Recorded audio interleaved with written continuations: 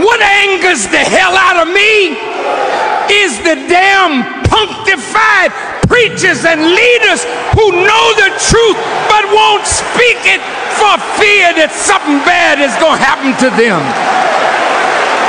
The moderate, in quotes, moderate Muslim leaders, they're all in trouble because the masses are rising and they want Islam, but they want it in its pure form. So the Muslims started rising in Afghanistan, and the Soviet Union did not want the Muslims to destabilize the socialist government, so they sent their troops in to take over Afghanistan. Enter Osama bin Laden. I don't remember who was with me when I was in Pakistan, in Islamabad, and I met with President Zia-ul-Haq, and I went into Peshawar where the Mujahideen were, and we met with the leaders of the Mujahideen. Mujahid, it means a struggler, a person involved in a jihad or an intense struggle for God. For God. The Mujahideen that we met in Peshawar were fighting the Russians or the Soviet Union in Afghanistan. The United States said, well, we are God-fearing, Satan talking.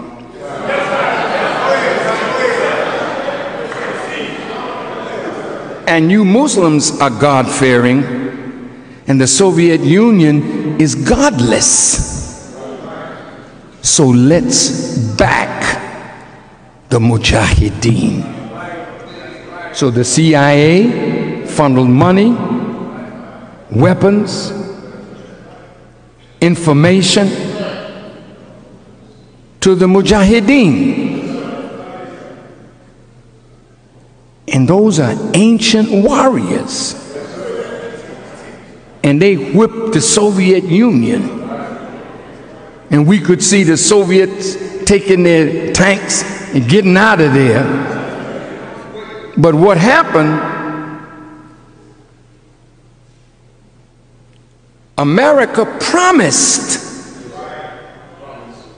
that when the Soviet Union was defeated, that they would help the Mujahideen rebuild Afghanistan. But America is not interested in building any nation that will be true to Islam. So once the Soviet Union was defeated, America backed out on its promise. The Soviet Union collapsed, and America became the only power in a unipolar world. Osama mad as hell. The Mujahideen mad as hell. So a civil war broke out in Afghanistan between the warlords who control the poppy, the heroin traffic, you that snort and you that shoot up. Most of your heroin coming out of Afghanistan.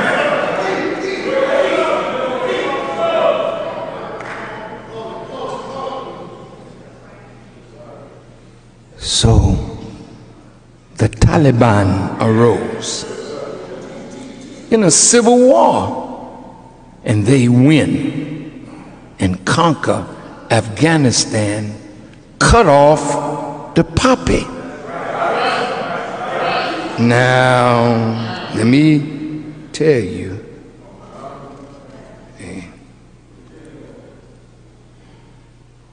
did you know it ain't got nothing to do with the Taliban and women wearing burqas? This thing that covered a woman all up. America acting like she's defending women. When you walk in the street with your behind out, ain't a damn soul saying nothing to you. But you gonna defend women in Afghanistan who cover, and you are uncovering your woman, making her look like a prostitute. Ain't nobody saying nothing to you. He's not a defender of the modesty of women.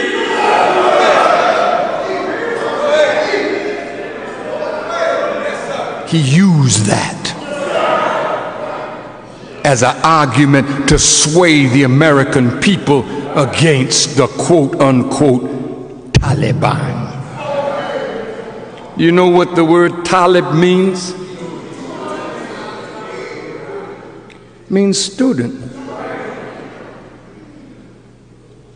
Taliban, the students of Allah, students of His word, students of His prophet, students of His way. They don't want nothing but God's way.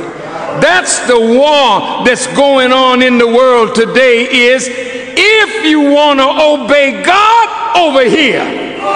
If you want to keep doing the mess that you're doing over here, and God intend to kill, you did not hear me, because you're not making no faggot out of the real God. He will wipe you from the face of the earth if you don't get your act together. God damn it, He ain't playing with you.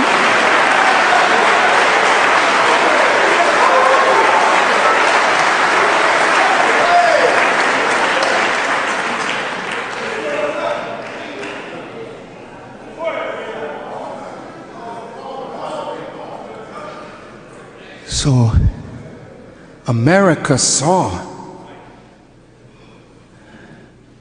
they wanted to build an 876-mile pipeline from Turkmenistan through Afghanistan to Pakistan to the Indian Ocean and the Arabian Sea. They sent for the Taliban. They weren't talking about no burqas. They met in Texas in 1997. Unocal, a Houston-based company bidding to build the pipeline, of which your former Vice President Cheney is a stockholder. You know, damn it, you know, what angers the hell out of me is the damn punctified preachers and leaders who know the truth but won't speak it for fear that something bad is going to happen to them.